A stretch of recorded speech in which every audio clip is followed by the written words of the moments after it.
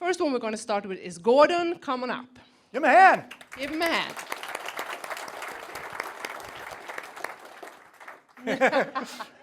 Yes, and this is actually great. This is Gordon's second time on stage with me. He was one of the first presenter when I started my single-family mentor job 3 years ago. And I brought him back to you guys today because he has really accomplished something really good. But we are going to start with, tell them a little bit about yourself. Why did you join? And yeah. I've been interested actually in real estate since I was in my 20s. I was going to college right outside of Chicago, and I saw all these houses that were empty up in Gary, Indiana, and beautiful houses, and just sitting there. And at the time, they were about $25,000. Of course, I was making minimum wage, and I talked to somebody who was doing real estate. It's like, you could make money on this, and it was like. I started getting the itch back then, but I really didn't have an idea of how to do it. I listened on and off for years to Dell on the radio, and at some point, I got fired. I lost my job, and so it's a pretty bad thing, I thought. And one day I came out and I said, I've got to do something different. And so I joined Lifestyles. I said, if I don't do it now, I'm never going to do it. What did you do for a living up to that point? IT. IT. I've been a Is technician. anybody else in it? No one about it people? Okay, no nerds tonight. That's okay. But no, I joined, and of course, being very, skeptical, I took my time. I actually tried to do a couple of deals of my own, which I would not suggest doing. They're willing to bring you the deals right to you and say, here it is, all you got to do is sign the papers. And had I done that, I would have already been retired a couple of years ago. But the good thing is that I did get on the map and start working it, and worked with Evelina. And within just a few short years, I already have enough houses to replace my income, which is good because I just got laid off in February. Great, thank you. Yeah, you got laid off. Isn't that exciting? Perfect. So we're going to come back to that retirement, but we are going to start with speaking about Ashland Spring. Ashland Spring, who did, if you click, please. I'll let you have the click here. Right arrow. It's in Swedish. It's in Swedish. Good, I can handle that. So, Ashland Spring, that you bought in August 2020. So this is in the middle of the pandemic, and he is not sitting still, he's buying houses. So how did you find this house? I actually found it through John Johnson, through Lifestyles. It came out on a blast, and I replied to the blast. Fortunately, I was #1 spot. Okay. So folks, if you're new and you go, what's a blast? I have no clue. If you come to my seminar this weekend, I'm going to talk about how there's opportunities where people actually get sent an email. They then evaluate the deal and decide if they want to buy it. Who likes the idea of just getting an email with a deal? All the homework done for you, and then you decide and do your evaluation, make sure it's the right deal for you. So that's what he's talking about, just so you know. Yeah, perfect. Okay, so you decided to buy this house. So you did a little bit of rehab for it. We have some pictures here. So explain to us, what kind of rehab did you do? This house, a lot of it was just cosmetic.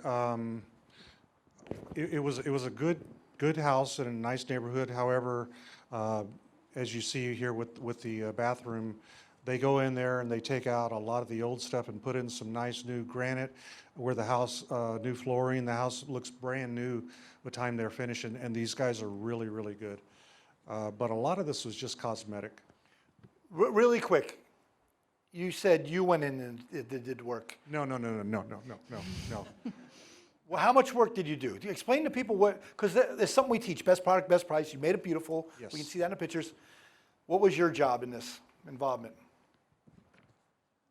There you go. He wrote a check. Who likes that idea? I wrote a check. You are here to be investors, not like them BS shows on HGTV. How many people know those shows? Flip this house, all that stuff. Good. Block them with child locks. You're not allowed to watch that crap anymore. It's not real.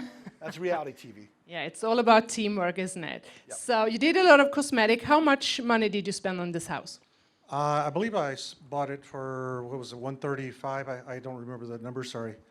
Okay, now it's okay. Okay, so Now the numbers are showing. Okay. we are moving to the numbers. So I'm going to go through this. So your appraised value of this house was $209,000. The purchase price was $135,000. That left you with an equity of $74,000 the day you bought it. Then you spent $30,000 in rehab, and you had closing cost of $11,730. That brings down the net equity once the rehab is done and he had done the 2 closings and have a tenant in place of $32,217.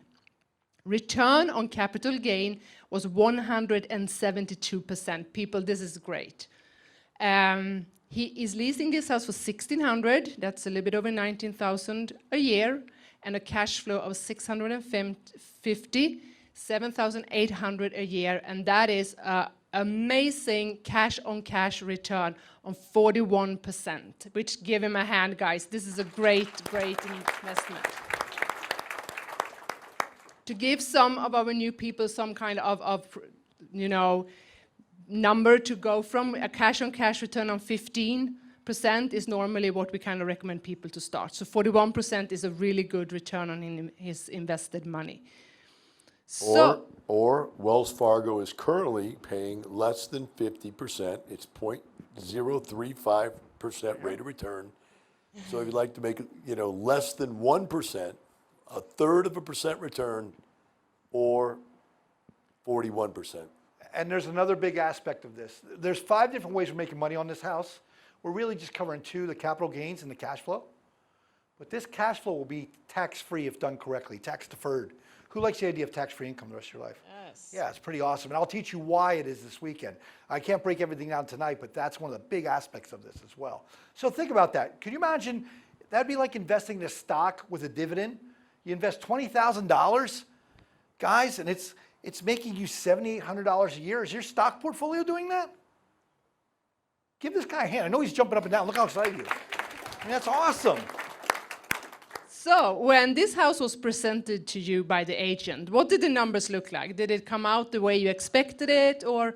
Yes. And that's one thing that David was mentioning earlier, is that when you get these email blasts, before you've even, they see anything, the realtors have already evaluated it, and pretty much they're pretty much spot on with the numbers. They've been doing this a long time. They know what they're doing, so the numbers have always been very close. Yes, and that is something that we as mentors are helping you with. We are running the numbers, and we are conservative going in, so it's not a matter of luck. It's a matter of knowing where you're going before you start to invest, and that is, I think, is the strongest part of this education and mentoring company that we are within. Okay, so that was Ashland Springs. What was this, your 4th house? You can't even remember. That says something. It starts to get confusing because at one point I actually moved out of my own house and moved into a house that I was having a problem trying to sell and rent, and because it's crazy. It's a beautiful house, beautiful neighborhood, but it just was the wrong time of the year, and ultimately I moved into one of my rentals, and so I get kind of confused on the numbers. This was not your first house? No. Okay. It was about my 3rd or 4th. Okay, so you mentioned before that you have replaced your income with these rental properties. So Yes. what year did you start buying houses? I'm sorry? When did you start buying houses? How many years ago? I believe it was about 2017 when I actually joined. However, and I do not suggest this, but as Dell always says at the back of the book, right in there, I will not do what Dell says. And for the first probably 8 months, I tried to do my own thing. There was a death in the family, and I was trying to buy a property, which had I gotten it, it would have been really well. Really a good deal, but that fell through. But I wasted about 8 months there, and I also wasted some time trying to buy another property in my neighborhood that was vacant. And so I really do suggest if you to work with a mentor, work with these realtors who will bring you the deals. There's no reason for you to be like, the hunter, well, I'm going to get that buck next year. I've been seeing him out there every year, and I'm going to get him this year. And why not just go to a restaurant where they're going to bring you the steak or bring you the deer? They're bringing it to you and handing it to you. All you got to do is just sign the papers. And I understand it's scary. The house that I just moved out of about a year ago was the first house that I've ever lived in to where I was not a renter. I grew up as a renter. I didn't grow up, as I've said before, there's different levels of being poor. You have rich people kind of look down on poor people who don't have a second home, and they call them poor, Then you have the poor people who, they're working, they're getting by, but they don't have any extra money to do anything else. Then you have the po people. The po people are the people that they don't have anything. They don't even have enough money. They don't even have enough for the rest of the word, we were po. So that's kind of my background, I was po. So to get from that point to get to the point where I could believe that I could buy and own my own house was quite a big step. But once you do that first one, your whole mindset will change, and then you will start. You'll go as fast as you can. And I mean, I've had people saying, "Don't you think you should slow down on this a little bit?" But once you do it, it's actually fun. It really is. It's not so much about the money. It's fun. Well, I mean, this guy gave himself a $34,000 raise. Think about it. But the difference between getting a raise at your work, if you got $34,000 at work, he's not paying taxes because we have something called depreciation. So that 34 grand might be like a $50,000 a year job. Does that make sense to everybody? It pays his expenses. He's not making millions a year, but it's a great start. He can live comfortable. He can pay his bills with that. So it is amazing that way. so for the past 2-3 years, you have created an annual cash flow of $34,600. That is tax-free, people, and that is his tenant also paying principal down on that house. And you have an equity of over $300,000. It's amazing. I admire you. It's been a true pleasure mentoring you because Gordon is the perfect student. He's calling me and he's asking questions and he's keeping in contact, and it's been a true honor following you on this thing. So congratulations, Gordon. And what is next for you? How has this changed your life? What do you see? Well, sometimes this thing will take you down roads that you don't necessarily think that you'll go, and this nice, beautiful house that I moved into a year ago has that area now, which is right off Lake Conroe, is now one of the most popular places to move to in the U.S. So this house that I paid, I think, $155 for, I'm actually getting somebody to run the numbers on it for me now, but it looks like I might possibly be able to walk away selling that and make $60,000 or more, on one investment. So, and I may move into another one of my houses. I don't know. As I haven't changed, I haven't decided, but I'm going to move forward with doing more rentals, and then after that, looking into doing passive deals in multifamily. Okay. So who's on your team? Who made you, help you to achieve all this? We are a team. Del talks about it. Well, of course, my mentor has been Evelina, and I can't stress the importance of having somebody like her, because in anything, there's gonna be some difficulties. There's gonna be some questions. Being an IT guy, I'm very I need to know all the details, and so I'm sure I called her and emailed her more times than most. But there's going to be some things you're going to be nervous about or whatever else, and she's done so much to just keep me moving forward. Sometimes I might need the little kick in the rear, but she's got a great bedside manner. I mean, she's a nurse, so she's really good at it, and it's great to have somebody like that pushing me to. Because of her, I'm up here today. And I really can't thank you enough, Evelina. You did the ahead. job, I did not. So. And we already spoke about that. John Johnson from Lifestyles Realty brought this house to you. He's not here today, but you guys will meet him at another point. And then the lender was Catalyst, and then the contractor was Corbett's Total Property Care. Perfect. Who likes the idea of you learn from success, not from failure?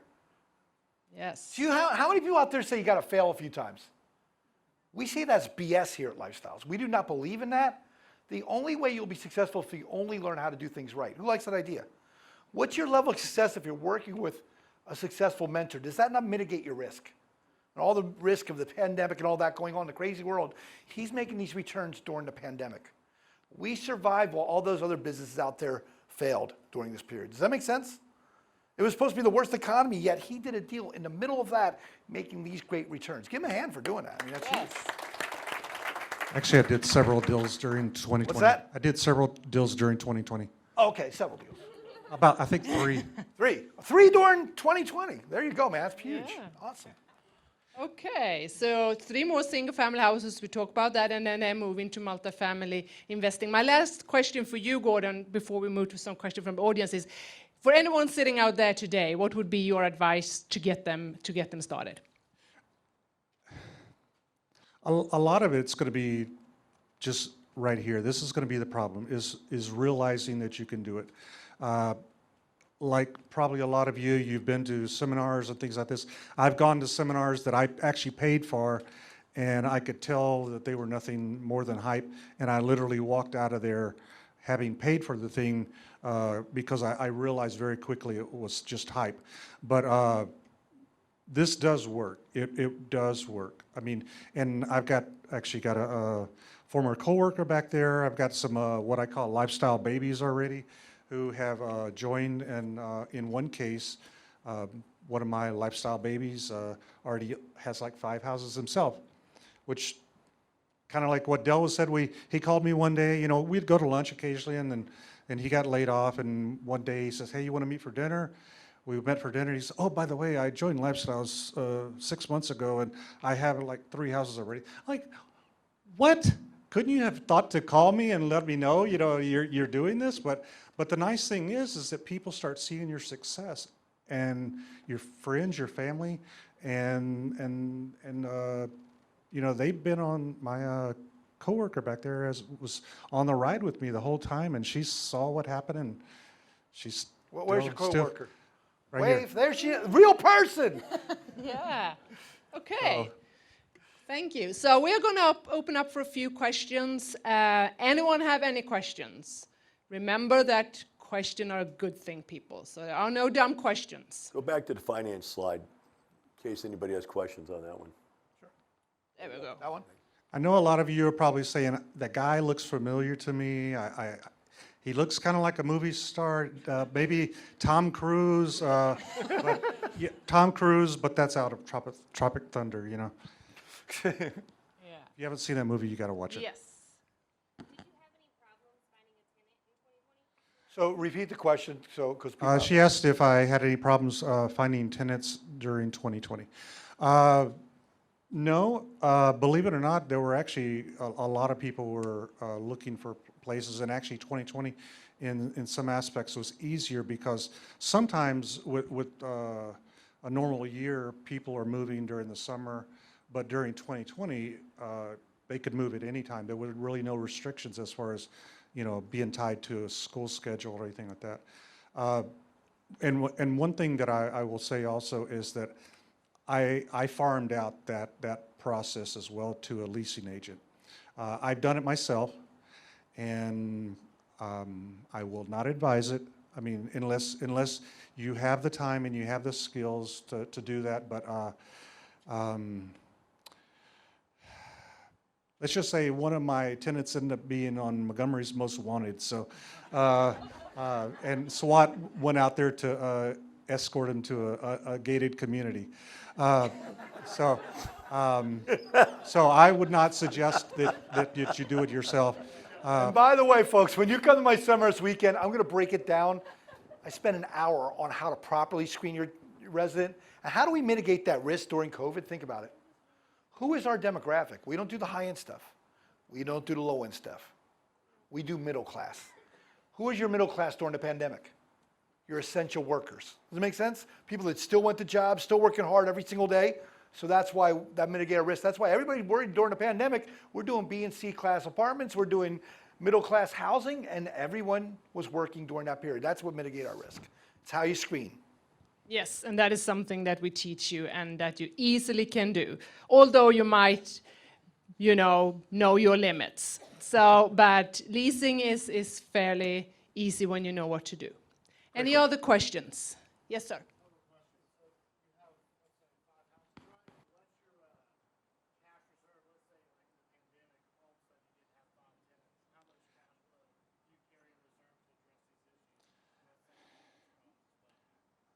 So the question was how much cash reserves you have for your 6 houses. To be perfectly honest, I'm not sure. I'm definitely not the numbers guy. I've never been a numbers guy. I typically make you have 3 to 6 months in reserves for each property. So And they're going to require that. And even with overall, I did very well even during the pandemic. I had one tenant that decided to be a COVID caper, and stop paying. But other than that, they all paid. And even with me now being unemployed, I still made it through. So I typically do keep quite a bit of cash back. But I also think this goes back to what is, that I took to heart when I joined 9 years ago, is that we fix everything up front. That is what Dell teaches you. And when you fix everything up front and you move that tenant into a completely new house, new plumbing, electricity updated, you don't have a lot of repair cost. The tenant, first of all, really don't have a reason to call you, which is nice. But then you don't have any upfront cost. You have a new AC and all that. So that will... If you put in appliances, they have warranties. The headaches that you talk about are people that aren't following a model that we're teaching. Yes. Come to the seminar, we'll break that down so it makes sense to you. Yeah, so Dell has a map for that. So we don't really need a lot of cash reserves. And we screen the tenant, and by that we leverage the risk of tenant leaving. Now, the pandemic come with some new challenges, obviously. But normally we screen the tenant and we put a good tenant in place so they stay and they pay. So that's the best way you don't need a lot of cash reserve. It's a great question though. The question that you're asking, sir, should be mitigated between single family and multifamily. Because single family, your only real risk is non-payment. Because of the things they just said. We've got it all fixed up, there's nothing going wrong. It's just, you got someone that doesn't pay. Vacancy was not a problem. We were 98 to 99% occupied in almost everything we were doing. But there could be someone who got in there that had COVID that didn't pay or something. And so that's your risk. But COVID's not an everyday thing. So we don't have to carry a lot of reserves for single families. Multifamily, on the other hand, the day that we knew COVID hit and they shut everything down, I put out a letter to every lead investor out there and said, hold your first quarter's distributions. Do not pay them to your partners because you need at least 1 quarter worth of additional cash just in case things get tight. And then I think from there, some guys held 1 quarter, some guys held 2 quarters of distributions, but never did we go broke. You understand? We didn't go broke because we held distributions. So I just wanted you to understand that. It's a little bit different, okay? Okay. So give Gordon a hand. He done a great job. Thank you for giving back.